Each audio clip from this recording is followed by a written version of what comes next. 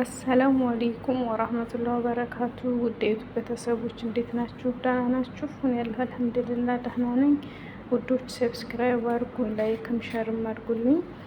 ዛሬ ዶሮ በአትክልት በፍሩን እንሰራለን። እዚህ ጋር አትክልት ቆራርጫለሁ። ሽንኩርት፣ ካሮት፣ ቲማቲም፣ ድንችና ኮሳ፣ ፍልፍል ባረድ ምናምን ብታደርጉበት ያላችሁን አድርጉበት። እዚህ ጋር ዶሮዬን ገነጣጥያ ጣጥቤ ያለሁ። እዚህ ጋር ደግሞ ኩዝበራ አለኝ። ኩዝበራው ላይ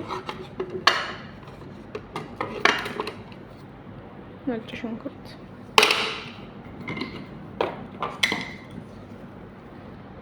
ዘይት የምታደርጉበት የተሻለ ነው። እኔ ዘይቱን ስለሌለኝ ነው። ከዛ ትንሽዬ ላይሙን አሲር፣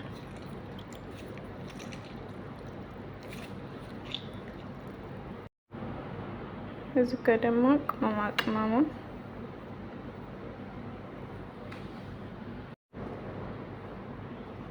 እዚህ ጋር ደግሞ የዶሮ አለኝ ቅመም፣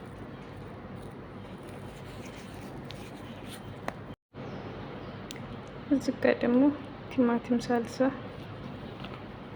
ከዛ እናማስለዋለን።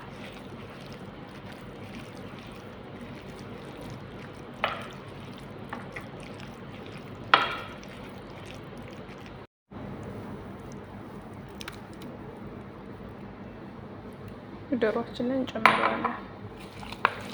በዚህ መልኩ እናማስላለን። ዶሮአችንን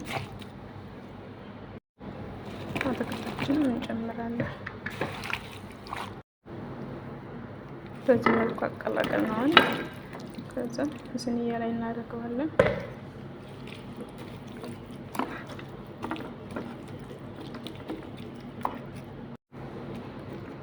በዚህ መልኩ አዘጋጅቼዋለሁ። መረቅ ያለው ከፈለጋችሁ ትንሽ አድርጉበት እናንተ። እኔ ግን መረቅ ያለው አልፈልግም። እንደዚህ ካዘጋጃችሁ በኋላ አልሙኒየም አልብሳችሁ ተላጃ ግማሽ ሰዓት የፈለጋችሁትን ሰዓት ብታኖሩት ቆንጆ ነው። ጣዕም ነው፣ በጣም ቆንጆ ነው የሚሆነው።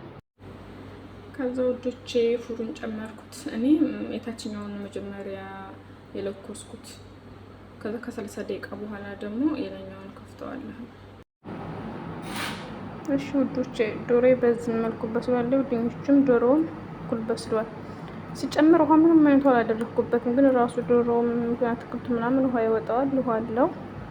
ትንሽ ውሃውን እስከሚመጥና እስከሚቀላ ፊት አልሙኒየሙን አልብሼ ነበር የጨመርኩት። አሁን አልሙኒየሙን እንደገለኩት እንዴት እንደሆነ አስገባዋለሁ። እስከሚቀላ ጠብቀዋለሁ። እና ውዶቼ ዶሮ በዚህ መልኩ ቀልቷል። ማሻአላ ያምራል። በጣም ነው